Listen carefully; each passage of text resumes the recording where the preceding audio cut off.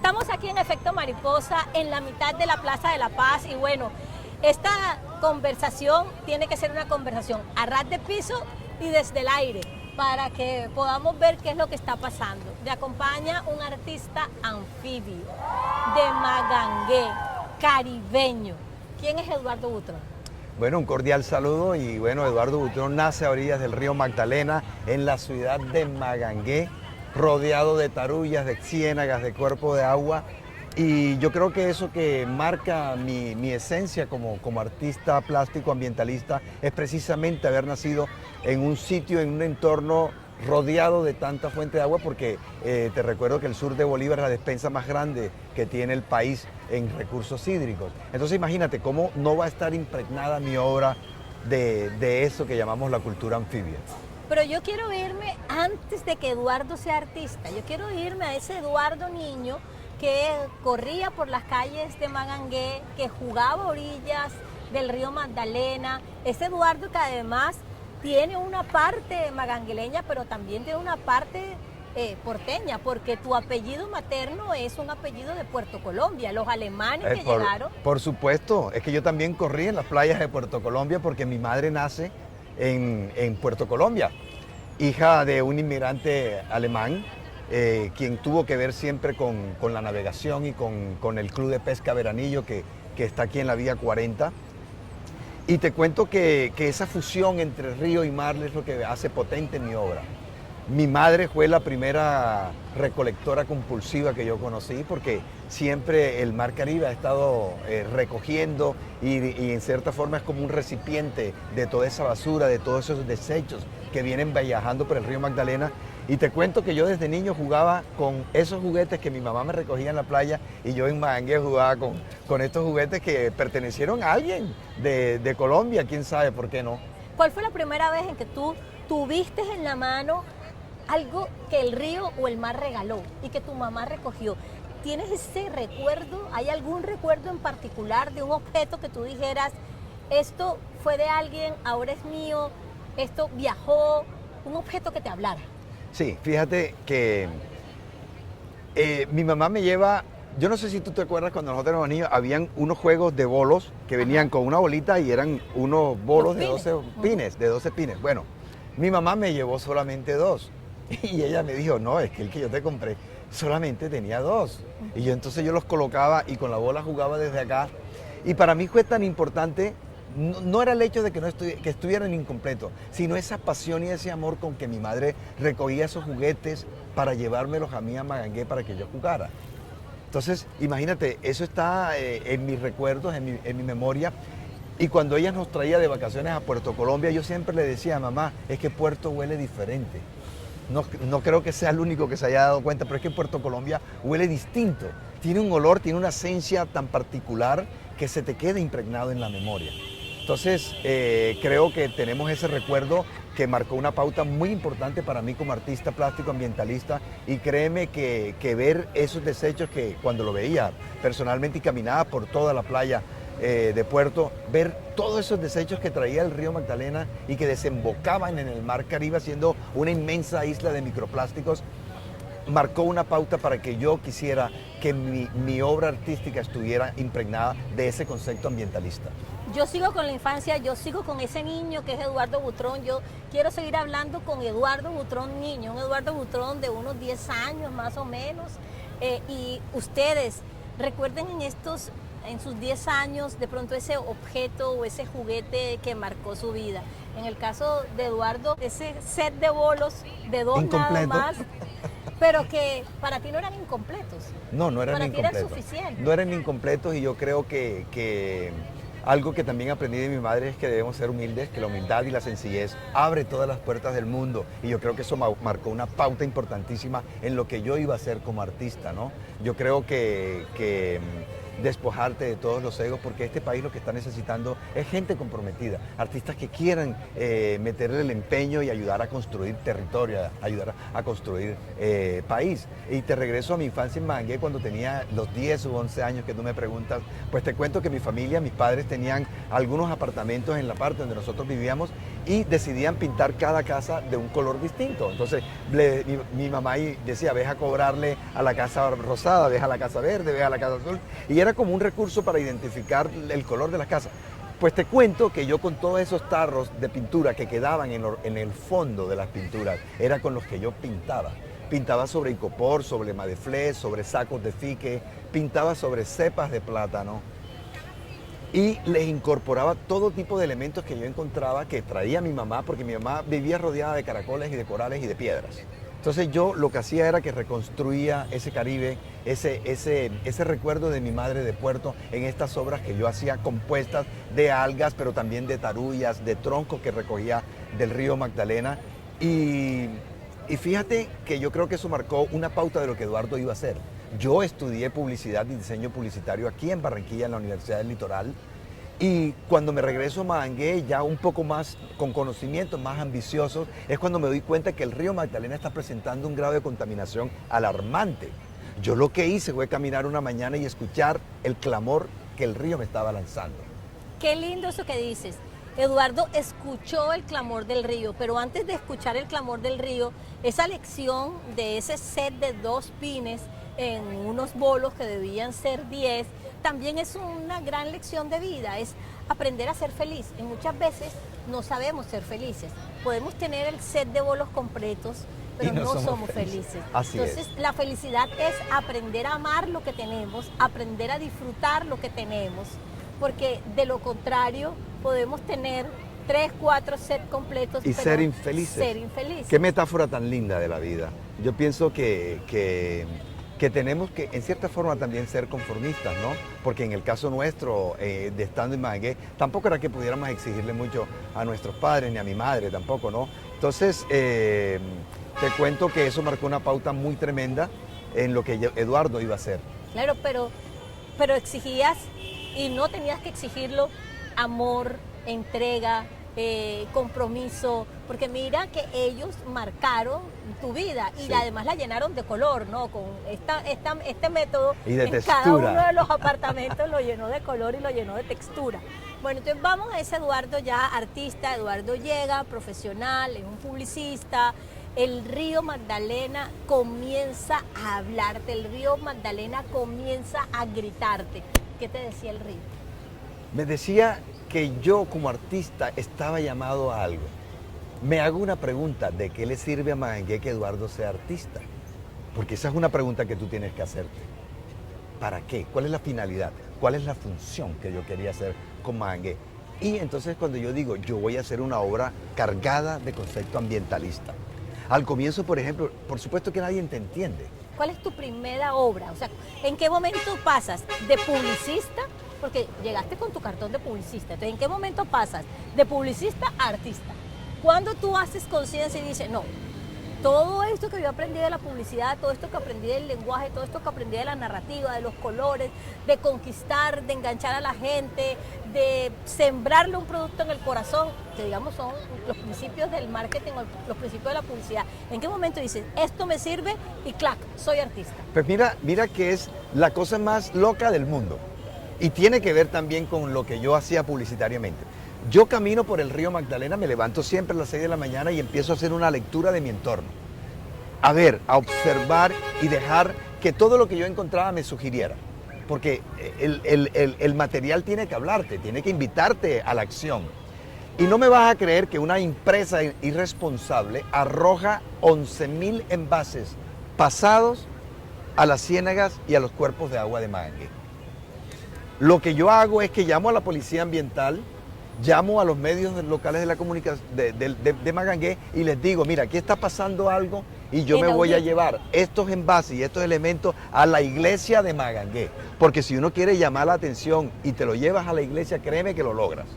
Empiezo a instalar todos estos 11.000 envases utilizando la cuadrícula del atrio de la iglesia de Magangué y hago una cruz inmensa con estos 11.000 envases.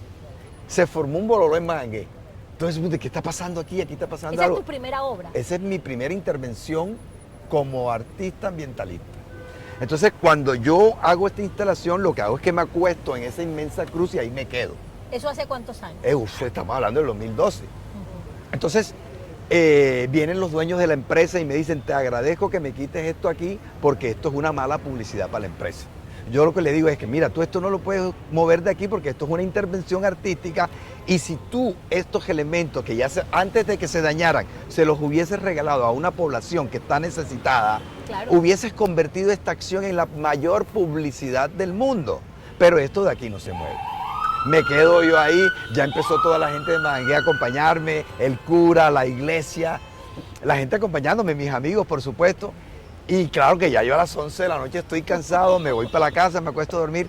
Y la empresa llegó a las 2 de la mañana con un camión levantó. y se levantó todos los perros. Al día siguiente Magangué se levanta con la idea y me dice, no joda Eduardo, yo creo que a nadie más se le va a ocurrir hacer esta locura de arrojar estas cosas al río Magdalena. Entonces fíjate, me doy cuenta de que el arte tenía un potencial, de que la acción podía invitar a reflexionar y mover a mi comunidad a pensar de una manera distinta. Entonces la gente se da cuenta, no, es cierto, aquí está pasando algo. Este man nos quiere contar algo, Eduardo nos quiere contar una historia y vamos a empezar a oír.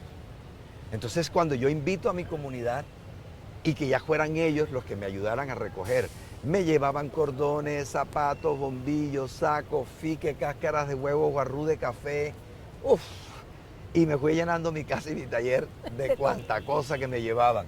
Pero claro, por supuesto que esto te expande el universo creativo. Claro.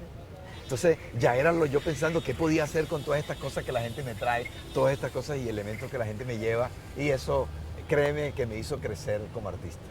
Bueno, hay una obra maravillosa de Eduardo Butrón. La primera vez que yo vi a Eduardo, no lo vi en persona, porque uno a los artistas los ve desde sus obras. Sí. Y la primera vez que yo tuve un contacto con Eduardo Butrón fue con una bandera bellísima, la bandera de Colombia, Sí. que ha estado por varios años en el Salón BAT, el Salón de Artistas Populares, que en esta ocasión le rindió un merecidísimo homenaje a Eduardo Butrón. Y bueno, Eduardo, de verdad, gracias por aceptar la invitación. Para mí es un honor que tú aceptes este diálogo. Cuéntanos esa bandera, cómo nace, y ya sé que la bandera está en Brasil. Sí, claro, por supuesto que sí. Esta obra es quizás muy emotiva para mí, está llena de mucha emoción, porque nosotros como ciudad anfibia tenemos los talleres de repuesto de motores fuera borda en la orilla del río, ¿no? Entonces los conductores llegan y le vacían el aceite a la máquina y botaban el tarro en el río. Cuando un tarro de estos aceites toca el agua, se genera una mancha brutal de contaminación en el agua. Y eso sigue viajando. Eso no se descompone de ninguna manera. Entonces, yo lo que hago es coger estos tarros, los colores de la bandera colombiana, son los colores de los tarros, no están intervenidos para nada. Entonces, llegar a los talleres y decirles, ven acá, vamos a hacer una acción. Yo voy a realizar una obra, necesito que tú me guardes los tarros en este saco, se los voy dejando a todos los talleres de donde arreglan los motores fuera borda para que me fuesen guardando y almacenando los tarros. Entonces, era la acción para motivarlos a que ya no botáramos el tarro en el agua, sino que los guardáramos en una bolsa, hablar con las administraciones para que viéramos el problema y buscarle una solución. Lo que yo hago con estos tarros es cortarlos a mano con tijera como escamas de pescado. Son más de 18,000 escamas cortadas a mano, tejidas con nylon, ensartadas en nylon a la manera como hacen los pescadores los trasmayos y con un elemento que tiene que ver con la pesca en un río que cada día se está quedando con menos peces y con más basura y más contaminación. ¿Por qué llegó a Brasil la bandera? Bueno, porque el director de la Fundación BAT se impactó muchísimo con esta obra, con esta bandera, captó el potencial que tiene la obra y bueno, decidió que esa obra iba a ser de él. Así es, y bueno, la obra está ahora en Brasil. Pero qué hermoso eso que cuentas. O sea, es crear, pero también motivar a que se frenara un poco ese arrojar sin alma los Total. desechos al río Magdalena. ¿Cuánto tiempo demoraste haciendo esa obra? Esa obra tardó 6 meses en construirse, porque fue completamente a mano y es un material muy resistente. Cortar con tijera este tarro plástico es muy fuerte, ¿no? Pero esos colores de la bandera de Colombia, en un país a veces indolente, a veces irresponsable, porque yo creo que no le estamos dando un uso correcto a todos estos materiales sólidos, a todos estos residuos sólidos, y yo creo que lentamente nos va ganando la guerra no somos capaces de reciclar la cantidad de material que estamos consumiendo. Y entonces eso es donde yo te digo que nos vuelven consumidores irresponsables, ¿no? Entonces es cuando el arte entra como una herramienta poderosa para motivar, para transformar sociedades. Bueno, la primera instalación fue ese acto de protesta, recoger esos 11.000 recipientes del producto que se había vencido, hacer esta gran cruz en la plaza principal, frente a la iglesia de Magangué.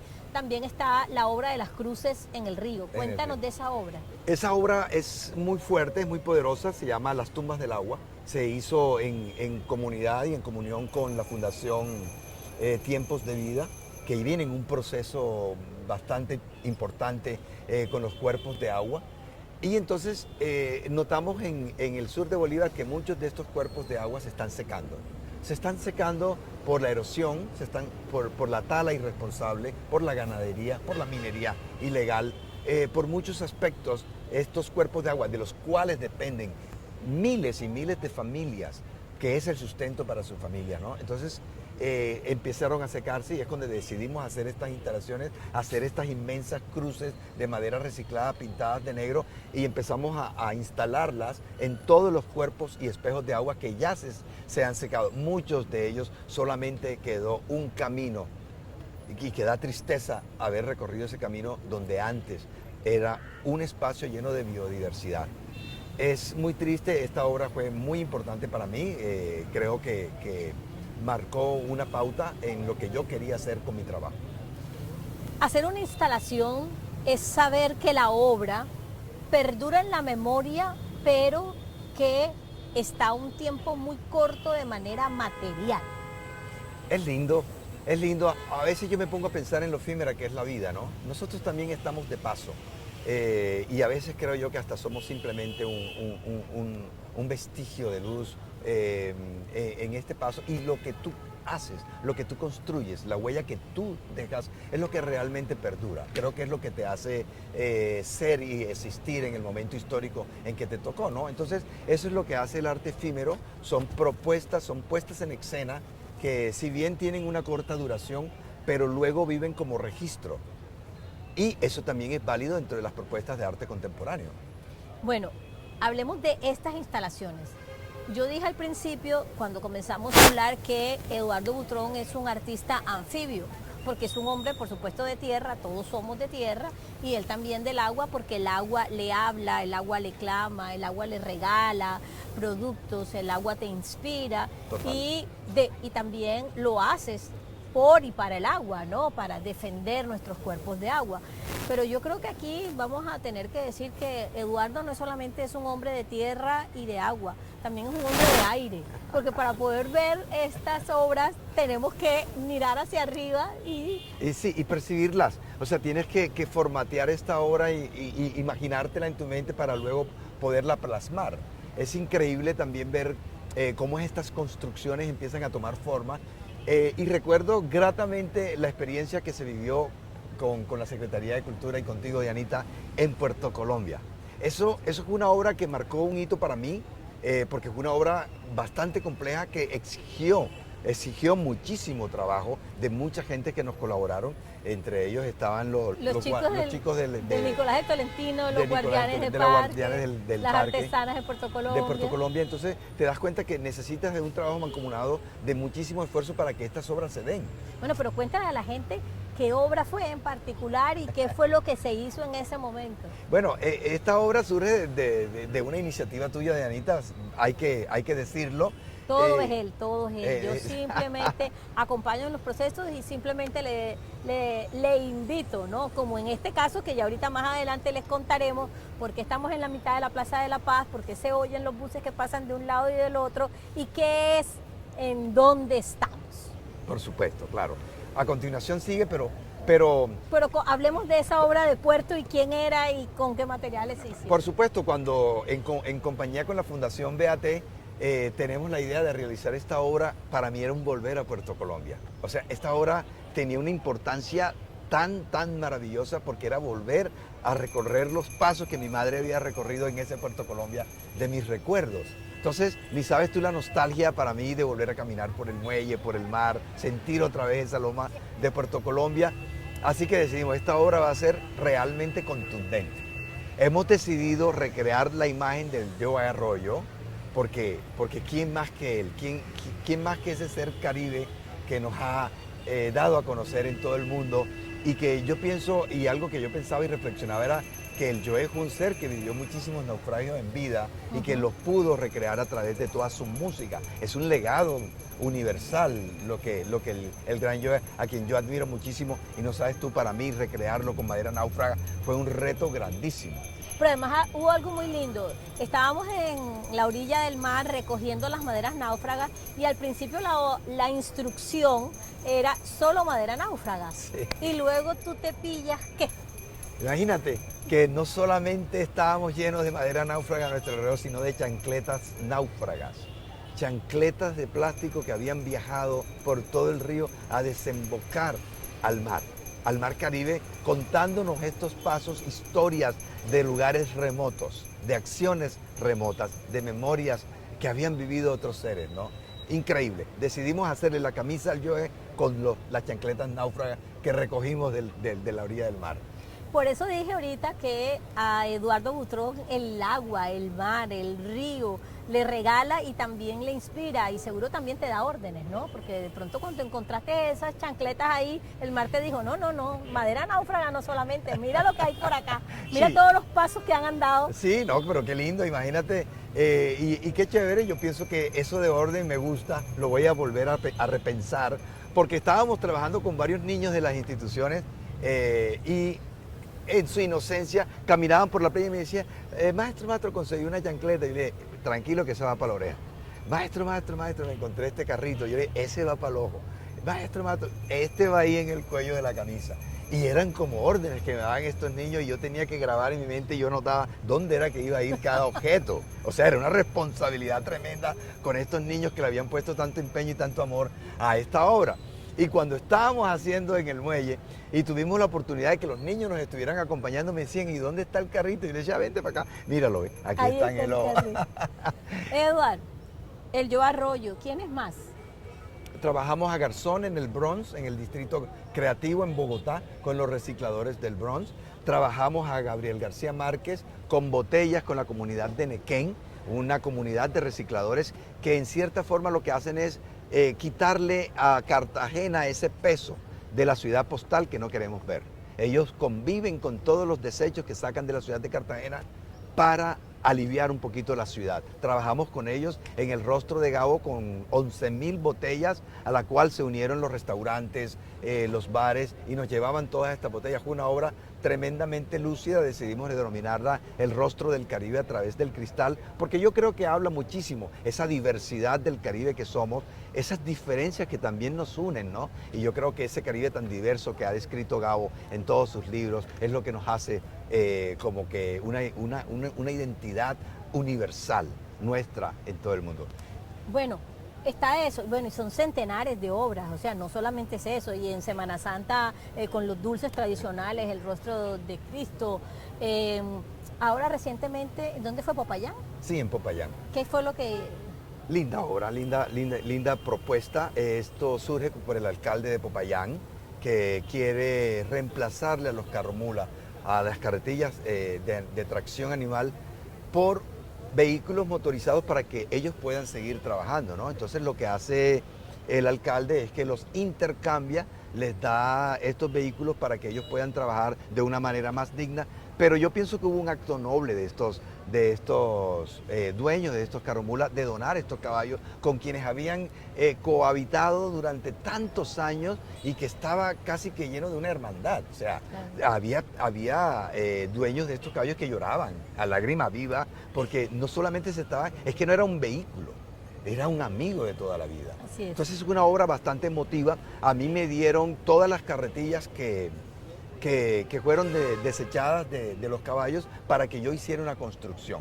He decidido que quería hacer el busto de un caballo inmenso, que lo denominé Libre, el caballo libre de Popayán, con todos estos elementos llenos de tanta memoria de lo cotidiano, porque los carromulas tienen un baúl de madera y cuando yo abría esos baúles encontraba toda una cotidianidad, todas unas experiencias de vida, amuletos, CDs, algunas cosas que seguramente iban a comprar, pero que nunca llegaron a la casa, cadenas, zapatos, destornilladores, candados.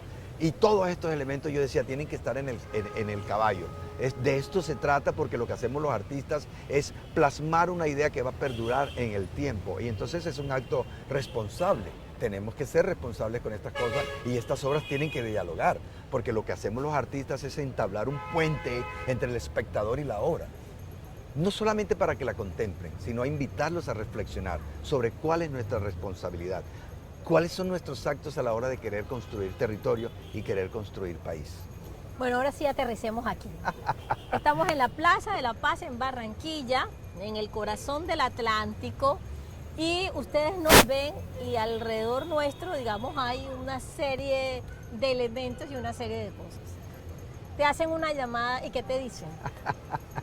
Me dicen, maestro Eduardo, queremos hacer la mega obra más grande de América Latina con materiales reciclados. ¿Y qué dijiste? Que inmediatamente dije que sí, tus deseos son órdenes, Dianita, ni más faltaba. Aquí me lleno yo de entusiasmo porque claro, es un reto inmenso.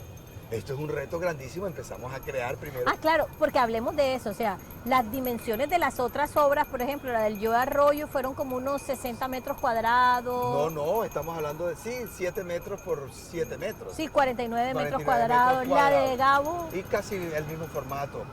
Todas son casi más o menos, oscilan entre 7, 8, 9 metros máximo. Ok, y aquí estamos en un reto. De 40 metros. De 40 metros por 40 metros. 40 por 40. Estamos hablando de un reto enorme. 1.600 metros cuadrados. 1.600 metros cuadrados, más de 2.400 personas, jóvenes, estudiantes de todos los municipios del Atlántico, involucrados en la construcción de esta obra. Pues estamos ahora en plena construcción. Si ahora ustedes nos ven, o sea, estamos apenas por uno de los primeros días, son 14 días de trabajo, más de 2.000 chicos, pero ¿cómo comienza? Porque esto no arrancó cuando llegamos a la Plaza de la Paz. No, por supuesto. Eso hubo unos acercamientos previos. Tuvimos que hacerle una inducción a más de 40 líderes, gestores culturales, maestros de artística, para que ellos pudieran replicar esta propuesta cuando fueran a los colegios, a los municipios y empezáramos una inmensa campaña de recolección de todo tipo de elementos que fueron recogidos del entorno y que hablan de lo cotidiano, hablan de lo que estos jóvenes, la intención que querían hacer al liberar a sus espacios, a sus escuelas, a sus calles y almacenar todos estos elementos que luego en una macro recogida fuimos de municipio en municipio recogiendo todos estos elementos que fueron los que con que pensamos íbamos a construir la bailadora más grande de Latinoamérica. Así es, esta es la bailadora más grande, la pollera es con los colores del agua, no podía tener otro color, tiene que ser con los azules del agua. Se hizo un proceso de formación para estos maestros fueron al territorio, hicieron procesos de formación con sus chicos, sí. Luego vino la recolección, son más de 2 toneladas de productos. Sí, y reusables, ¿no? Sí, porque claro. Son unos productos que se pueden reutilizar. De hecho, cuando ya la bailadora se vaya de la Plaza de la Paz, porque se tiene que ir de la Plaza de la Paz, va a haber toda una actividad de industria circular. Total. Y vamos a tener a unos aliados que desarrollan y hacen productos y desarrollan energía con los productos reciclados o el desecho. Esto es una obra que nació con la imaginación, nació con unos talleres de formación y que continúa. ¿Cuándo llegan a la decisión? Porque parte del ejercicio es que esto es una creación colectiva. Total. ¿Cuándo llegan a la decisión de que es una bailadora? En esa inducción que le hacemos a todos, porque aquí hay que ser democráticos, la idea siempre fue que todos participáramos en la construcción de esta obra y para mí como artista es muy importante que sea la comunidad, que se enamore de esto que estamos haciendo. No es una obra para nosotros, es una obra para todo el mundo. Entonces ahí surge la idea de escoger una sola pieza en la que pudiéramos involucrar todos estos elementos, toda esta narrativa, todo este discurso que queríamos contar en esta inmensa obra. Entonces surge la idea de que mejor que una bailadora que nos represente como seres caribes, como amantes de la cultura, como portadores de un patrimonio en cierta forma cultural en esta obra. Entonces decidimos que iba a ser una bailadora y yo dije que tenía que ser una de las participantes, era el rostro el que iba a plasmarse en esta propuesta. Le tomamos la imagen fotográfica a una chica muy bella porque yo quería que nos representara, que fuera una mujer muy nuestra, muy latina, que tuviera el sabor del Caribe colombiano. Y bueno, imagínate esta chica feliz que va a ser la imagen de esta bailadora del Atlántico hermosa. Y ahí se decidió que iba a ser una bailadora. Luego viene la puesta en escena. Aquí es donde viene toda esta logística tan enorme y tan compleja, porque estamos recibiendo colegios por grupos que vienen en un bus. Hay que darles toda la inducción, cómo vamos a trabajar el conjunto, a dónde van a ir a recoger los elementos, qué quieren plasmar en la obra y que sea algo contundente, que sea una imagen que se pudiera percibir desde lo alto en una obra, como tú lo has dicho, aérea, y que contara, que hablara de su territorio, que los identificara, que mostrara su cultura, que eso era lo que queríamos mostrar en esta macobra. Así es, y hay una cosa muy linda que también, no solamente Eduardo nos enseña la felicidad con esa anécdota de esos pines de bolo, no solamente nos enseña a escuchar atentamente a nuestras fuentes de agua, a escuchar lo que el mar nos dice, a escuchar lo que el río nos dice, no solamente nos hace un llamado a el compromiso que tenemos con las generaciones que vienen y el cuidado del planeta, sino que también nos enseña a vivir armónicamente, porque él es el artista, pero él permite que todos hagan sus aportes. Entonces en la Gran Pollera nosotros vamos a identificar claramente a Puerto y a Usiacurí y a Malambo, y cada uno de los chicos de manera individual hace una propuesta, la construyen en colectivo desde cada uno de los territorios, la plasman, y él como artista hace posible que cada uno de estas huellas tenga la identidad del territorio, pero que se convierta en una macroobra. Eso es un ejercicio de convivencia. Total, eso es una idea que debe replicarse en todo el mundo, la verdad. Entender que como colectivo, que como unidad podemos lograr cosas macro, cosas pensadas en grande. Esto no se puede hacer en lo individual. Si no contamos con la colaboración, con el entusiasmo, con la pasión que estos jóvenes le meten a la creación de estas obras, es imposible hacerlo. Definitivamente no se puede lograr y es un ejemplo para todos nosotros. Créeme que aquí el que está aprendiendo soy yo. Aquí tienes que desaprender para aprender. Y te enseñan muchísimo, aprendes muchísimo, y yo creo que para ellos también va a ser una experiencia muy enriquecedora. O sea, cuando ellos vean esta imagen, que yo sé que va a ser una imagen muy poderosa, que le va a dar la vuelta al mundo, ellos van a sentir que hicieron parte en la construcción de esta obra. Y esas son las cosas que yo digo que el arte tiene que ser. El arte tiene que estar comprometido con lo social, con lo ambiental, con lo nuestro, con el territorio, porque si no, no tiene sentido, Dianita. Así es. No tiene sentido. Y bueno, y estamos aquí gracias a la magia del registro audiovisual. Ahora la bailadora está en un porcentaje, pero como digo, gracias a esa magia, ustedes van a poder ver cómo esta bailadora se va formando, se va llenando de vida, y cada uno de los municipios está poniendo su sello, y Eduardo nos permite a nosotros soñar desde lo individual, pero para hacer un aporte desde lo colectivo. Cuando cada uno de nosotros es capaz de desarrollar sus sueños sin cooptar y cortar los sueños del otro, sino que ese sueño individual haga parte del colectivo en el que queremos vivir, estamos construyendo un país, una región, un territorio, como lo dicen en este momento todas las tendencias de la cultura, una cultura de paz. Eso es cultura de paz. Eduardo, muchísimas gracias por decir sí, muchísimas gracias por aceptar estar aquí. Y sí, bueno, antesito, ustedes van a ver estas sillas, que son unos pupitres que vinieron de un colegio, Y luego cuando vean la obra desde arriba van a ver el maravilloso encaje que las sillas forman. También la otra enseñanza es que dependiendo de cómo tengas el ángulo o cómo tengas la posibilidad de ver una historia, esta historia te contará una cosa. Por ejemplo, estas sillas nos dicen que son unas sillas de un ajetreo grande de una jornada escolar, pero desde arriba esas sillas nos cuentan que son el encaje maravilloso de la pollera de nuestra bailadora. Eduardo, si tuviéramos que decir una sola palabra para esta obra o para esta charla, ¿qué palabra sería? ¿Qué palabra sería? Sí. Yo no sé, se me ocurren tantas, pero una, pero yo creo que pasión. Pasión. Entonces, te regalo esta mariposa que es el símbolo de la transformación, porque tú lo que haces permanentemente es transformar estos efectos mariposa y que nunca perdamos nuestra pasión. Gracias, Eduardo. Gracias a ustedes.